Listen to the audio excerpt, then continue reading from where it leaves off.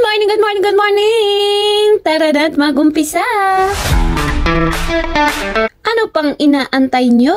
Kailangan na nating banatin ang ating mga kasukasuan dyan. O di ba? 140 pounds! Unlock! Nung nakaraan, 130 lang. Ngayon, 140 na. Alam ko, nasasabihin nyo dapat hinay-hinay lang. Pero, nagdadahan-dahan naman po ako.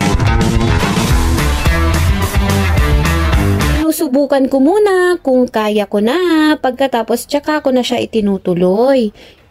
Pero pag hindi naman, hindi ko naman po siya tinutuloy. O, diba?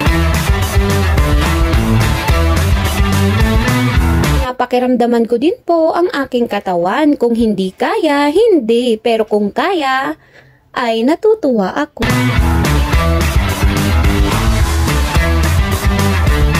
Kaya tara-tara, samahan niyo po ang aking pag-i-squat. Ayan, mga kaibigan.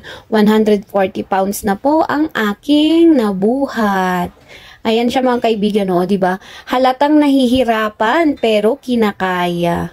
Ayan, kasi syempre nanibago ulit ang aking katawan dahil sa mabigat na ulit yung aking binubuhat. Ayan siya mga kaibigan.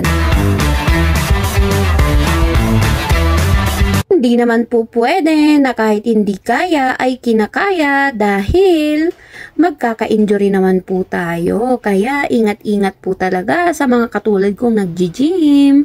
Hindi lahat ng oras ay maswerte. O diba? Kaya pag-ingatan ang ating katawan para iwas injuries. Dahil panibagong bigat na naman ito, ayan, hinay-hinay lang tayo, self. At gagawin ko po ito ng 4 na beses ng tig 12 bilang. Bali, 12 times 4 sets po ang ating gagawin. Ito na po ang aking panghuling set ng 12 bilang, mga kaibigan. Ayan.